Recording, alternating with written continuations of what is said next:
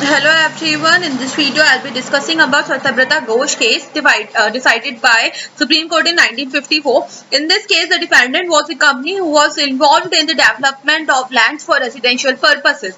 For the same purpose, the company had entered into agreements with various consumers or various with various purchasers. Plaintiff was one of them. The company promised to hand over the residential homes within some within and said that would be receiving the money only after the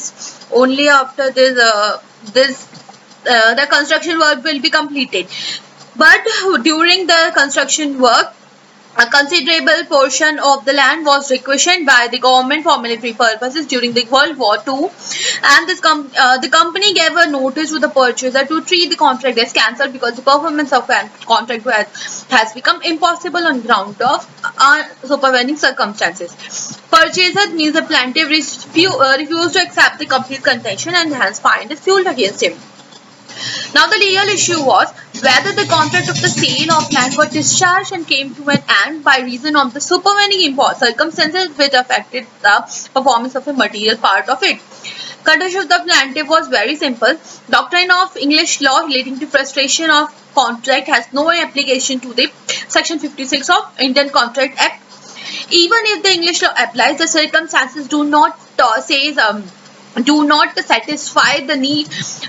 satisfy this very doctrine of frustration, so that has no applicability in the present situation. His third contention was and based on those circumstances it could not be said the frustration the circumstances are so that the very object of the contract is said to be frustrated. Even if it is said to be doctrine of frustration is said to be applicable in India, they have no application to the contract of sale. So the court decided the whole case in 3 points based on all the 3 contentions of this plaintiff. First contention, that the English law do not hold the applicability under that the doctrine of frustration has no applicability under Section 56 of Indian Contract Act. The court said that doctrine of frustration is nothing but is one of the aspect and is based on the supervening impossibility that is enumerated under Indian Contract Act under in Section 56.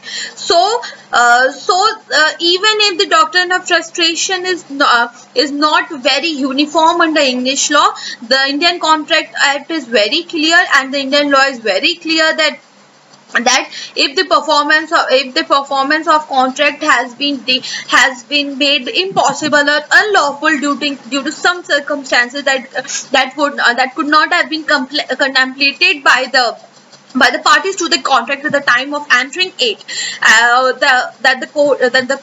then the contract would be rendered as void contract. So the court said the doctrine of frustration lies within the Section 56 and would be a special and the circumstances would be and the decision would be judged by the Section 56. Then the court said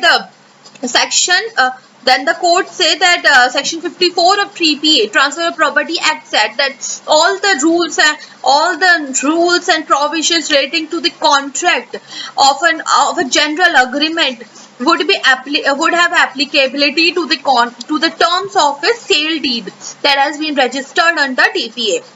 So the Section 56 of Indian Contract Acts hold very good applicability to the sale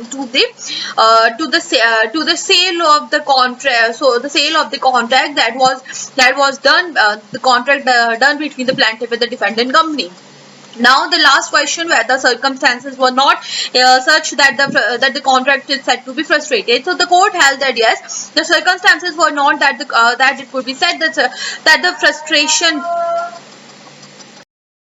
that the contract can be declared as void contract because 3 points the court considered. First, there was nowhere mentioned the time under which the contract needs to be completed. Since the time is not the essence of the contract and this recusation is of a temporary nature, so if is of temporary nature, so the contract could have been completed after requisition has been over. Since that if the time is of the essence in the contract has been mentioned that for under 3 years the contract needs to be fulfilled, that the situation would have different. Further, the court said when the contract was made, the situation was war-like situations, and beside this accusation, there were certain other intricacies making it difficult to abide by the contract during the construction process. So it cannot be said this requisition was something that could not have been contemplated by the party. So the third contentions of the plaintiff was upheld and the decision of the court was in favor of the plaintiff itself. This was all about this case. Hope you like this video. Do like and subscribe the channel. Thank you.